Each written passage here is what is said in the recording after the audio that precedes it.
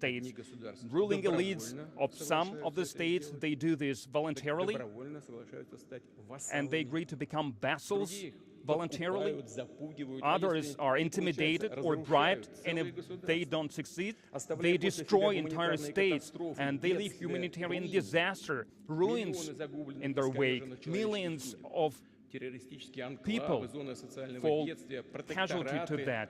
They create enclaves, protectorates, colonies, half-colonies, but they do not care. The only thing they want is to benefit from that. Again, it is this will to dominate is the origin of the war, the hybrid war that the West is waging against Russia. They do not wish us to be free. They want us to be a colony. They don't want to have a partnership with us. They want to plunder us. They want us to be slaves, not free citizens. Free thought is not what they want us to have. Free philosophy is not what they want us to have. That's why they kill our philosophers. And our well-being is a threat to them. Our development is a threat to them. They don't want Russia to thrive. We want Russia to thrive. We need Russia.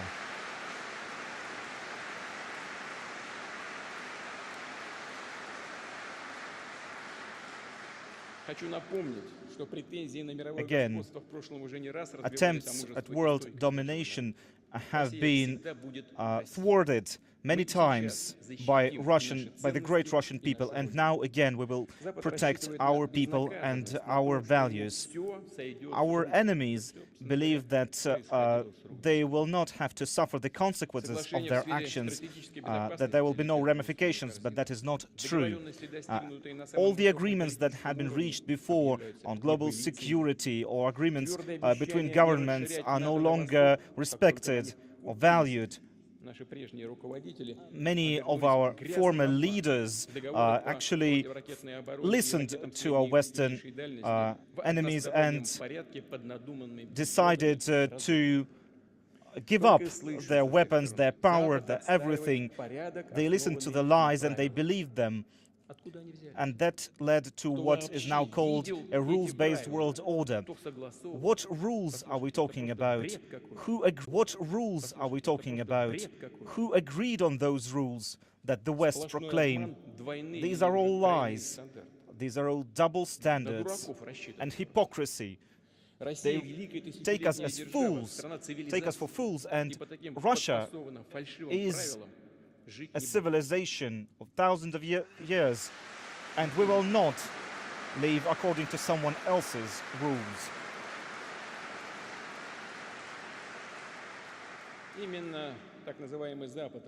It is this so-called collective West that trampled on the principles of indivisibility of borders, and now it decides unilaterally who has the right for self-determination and who doesn't have that right. Why? What is the rationale for their decisions? Who gave them the right to decide all of that? Nobody knows that. This is why they were so enraged by the free choice of the people in Crimea, in Donetsk, in Lugansk, in Zaporozhye, in Kherson. They have no right to even talk about freedom of speech or democracy or self-determination of the peoples there. The Western elites deny not just international law and free rights, and they keep talking about apartheid. They divide the world into the host countries and the colonies, the vassals, the barbarians. They call these authoritarian regimes, they call them for hundreds of years. They have always been colonizers. They have been discriminating and dividing peoples into groups and dominating them.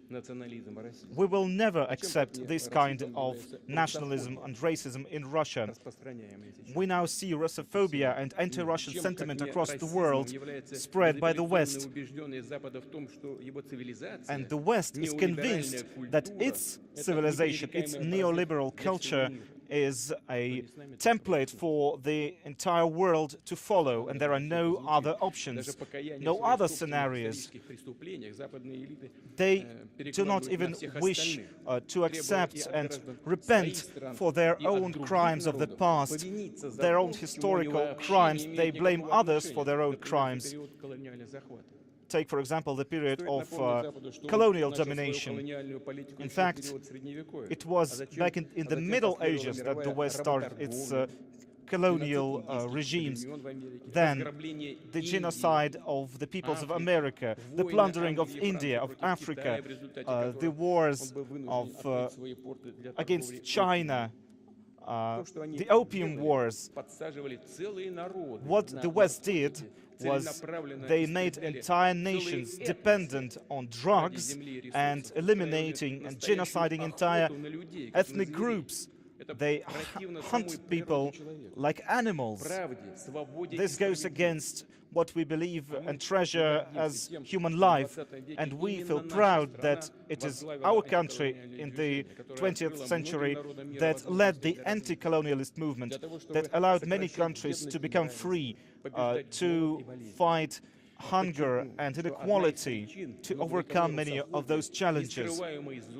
And the Russophobia and the anti-Russian sentiment that we feel today is in many ways caused by the fact that we did not let our nation, our people, to become a colony.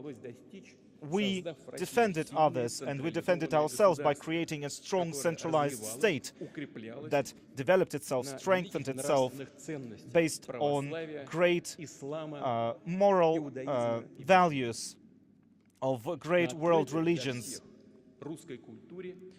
and based on Russian culture and the Russian language. It is well known that there have been many plans at instigating interventions and launching interventions against Russia after 1917, during the First World War and during the Great Revolution. But by the end of the 20th century, the West was finally able to attack us. They called us friends, they called us partners, but they were actually treating us as a colony, as slaves. They plundered us and took our wealth, our money and our power. But now the people in Donetsk and Lugansk and Kherson and Zaporozhye finally decided to restore this great unity of our nation. Thank you.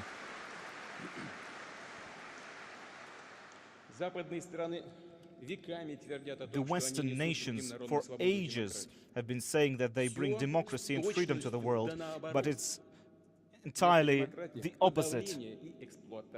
Instead of democracy, they enslave. Instead of freedom, they destroy. The Western world order is not free. It is hypocritical and full of lies. The US is the only nation in the world that used nuclear weapons, twice destroying the towns of Hiroshima and Nagasaki. Let me remind you that together with the UK, the US during World War II annihilated Dresden, Hamburg and Cologne, and that there was no rationale behind that. There was no need to destroy with air bombardment these great cities. They wanted to do that to intimidate the Soviet Union. That was their only goal. The West left a horrible history in Vietnam, where they used napalm and other horrible tactics. Remember the Republic of Korea and their actions there. They keep calling South Korea their own allies. What kind of allies are these? We know that many of the leaders of those countries that are perceived as allies of the West are being followed, and there are various devices used to listen to them and spy on them. And the leaders of these countries tolerate all that. And all of that is branded as transatlantic solidarity. And all of these horrible crimes that are being committed in the war zones are also excused. And all of that led to a great problem that has to do with migrant flows. People are fleeing their countries, going to Europe and elsewhere. There is a problem of food security. There's food, there's bread being and grain being exported from Ukraine and Russia. Where is that grain going? It is not going to the poorest countries on the world, as they say. Only 5% of that grain is going there. It is all based on lies. And the Western elites are using the tragedies of these people to strengthen themselves, to destroy sovereign countries. The same goes for Russia, for the identity. This actually concerns the identity of France, Germany, and many other countries. They keep. There are calls on for imposing more and more sanctions against Russia, and the leaders of Europe concede to that. But they must realize that when they are deprived of Russian resources and Russian energy, they will suffer a heavy blow on their own industries. This is not just being subservient to the United States by Europe. This is a direct betrayal of their own people. In fact, what we saw recently was a direct diversion and direct attack on the Nord Stream pipelines. In fact, they started destroying the energy infrastructure of Europe. Who profits from that? Well, those who profit from that are the ones who are responsible, are the ones who are the perpetrators. It is this regime is all based on violence and intimidation. This is why we see hundreds of military bases emerging all around the world. This is why we see attempts at creating new military alliances, such as AUKUS.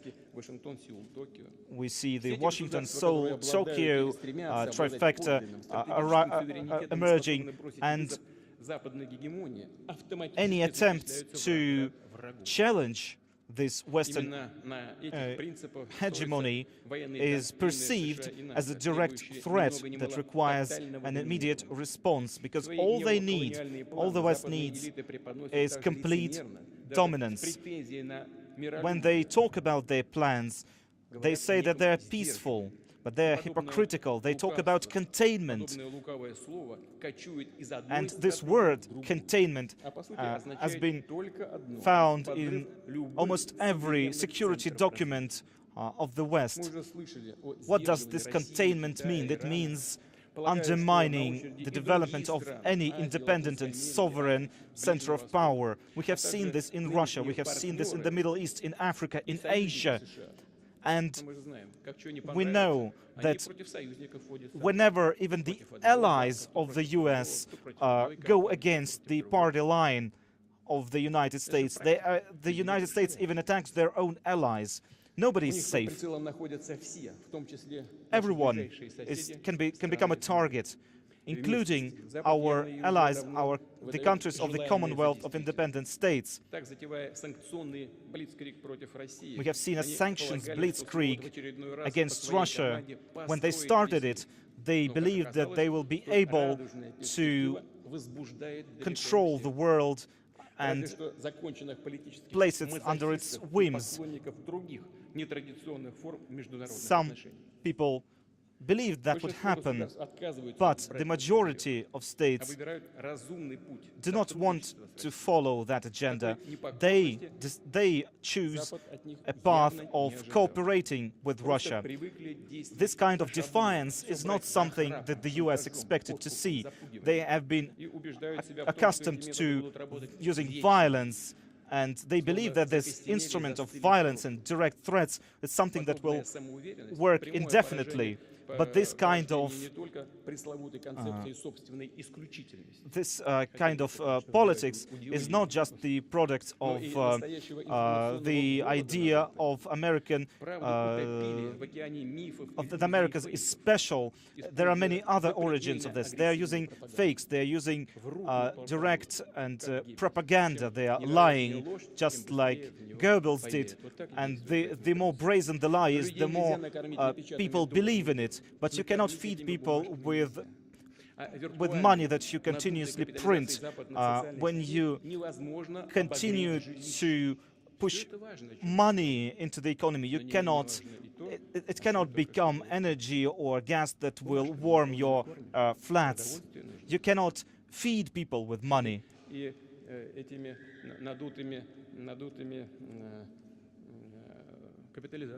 And these inflated capitalizations, it can also, you cannot keep anyone warm with that. You need energy for that. That's why politicians in Europe also, they have to convince their citizens to not to eat so much, not to take baths so often. And those who start to question this, start asking questions, why is that? They are called extremists, radicals, or enemies. And they point at Russia. They are saying this is the source of all your problems. And they are lying through their teeth here again. And here is what I would like to emphasize. We have every reason to believe that the Western elites do not want to look for any constructive resolutions for the food and energy crisis that was brought about by them because of their policies that started long before our special military operation in Ukraine and Donbass.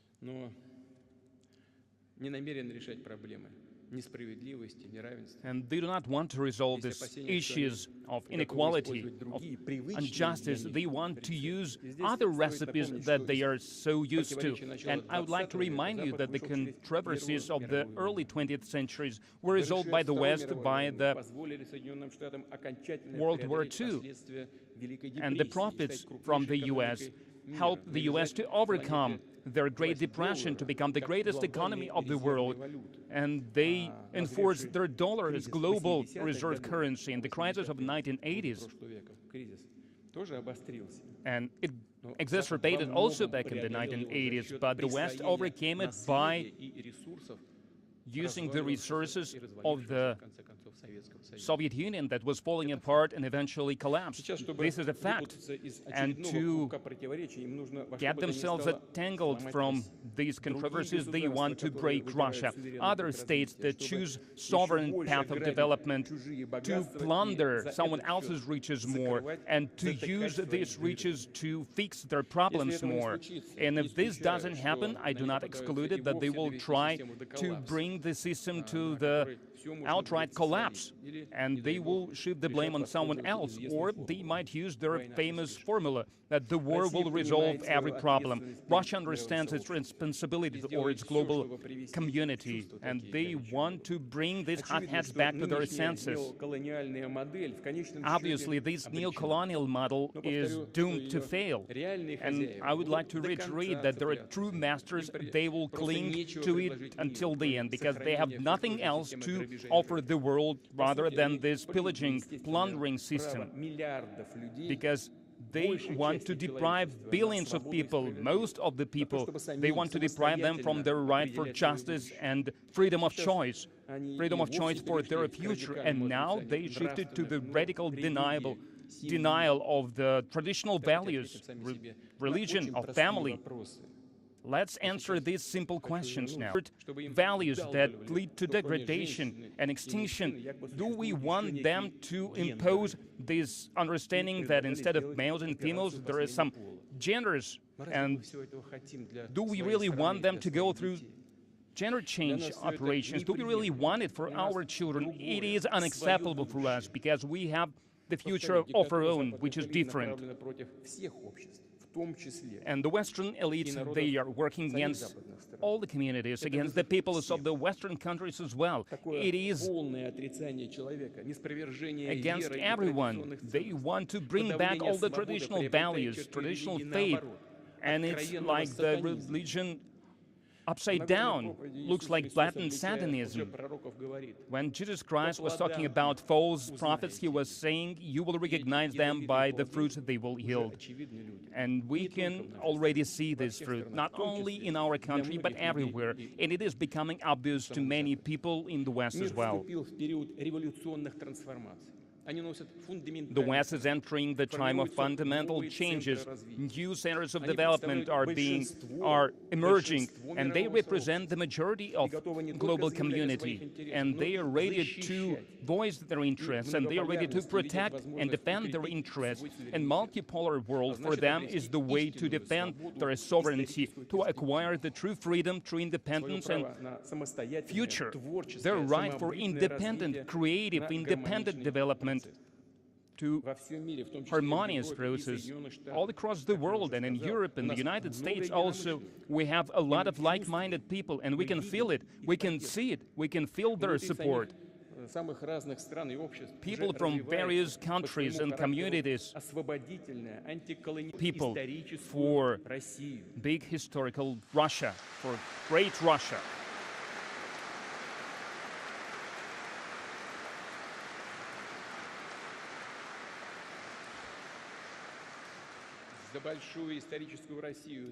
For great historic Russia, for future generations, for our children and great children, when we have to save them from enslavement, from awful experiments that are aimed at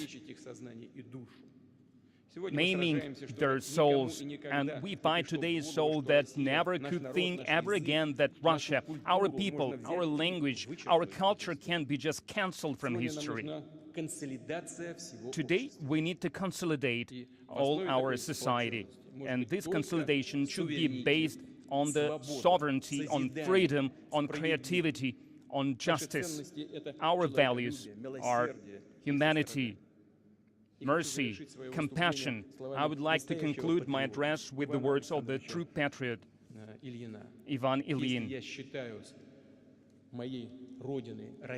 If I consider Russia my motherland, it means that I love in Russian way, that I create and think in Russian, I sing and speak in Russian. I believe in spiritual strength of the Russian people. Spirit of the people is my spirit. Its destiny is my destiny. Its suffering is my grief. Its prosperity is joy to me. And the great spiritual choices behind these words, and many generations of our ancestors followed this path. And today we are making this choice. Citizens of the Donetsk and Lugansk People's Republic made this choice. People and citizens of the Zaporozhye and Kherson regions, they made their choice to be with their people, to be with their motherland, to share its destiny, to win and prevail with their motherland. The truth is with us. Russia is with us.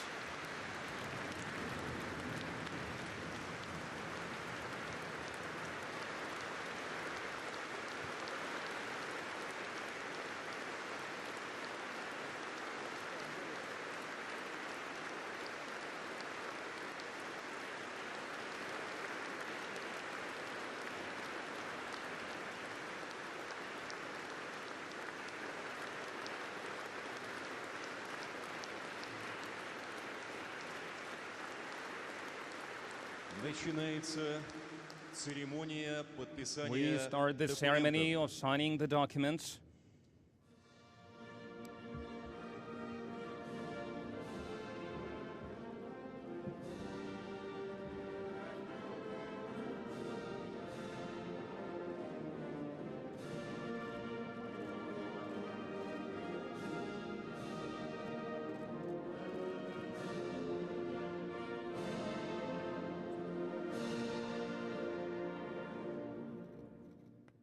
Президент President of the Russian Federation, Vladimir Putin,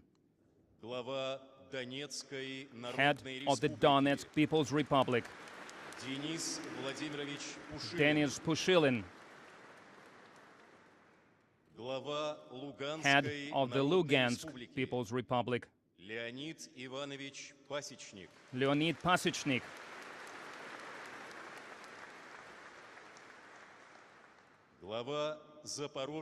head of the Zaporozhye region,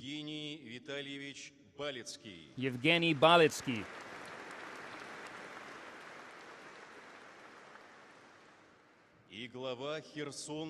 and the head of the Kherson region, Vladimir Saldo.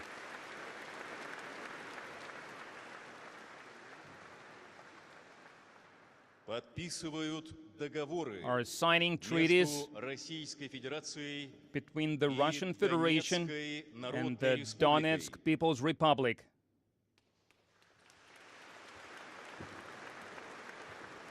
The Russian Federation and the Lugansk People's Republic.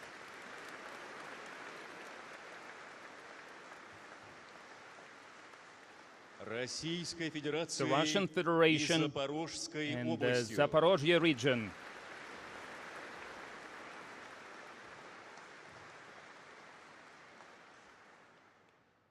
The Russian Federation and the Kherson region.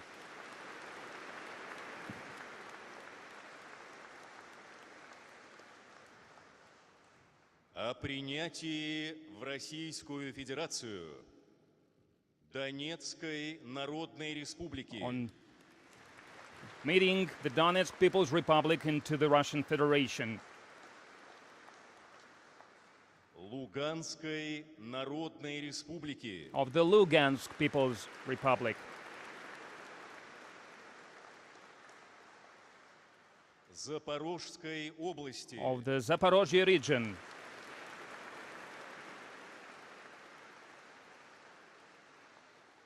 И Херсонской области. And the Kherson region.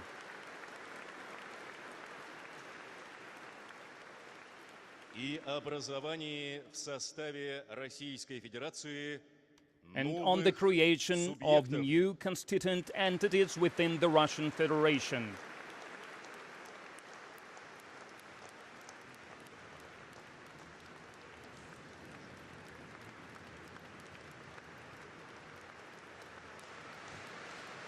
Исполняется государственный гимн The national anthem of the Russian Federation.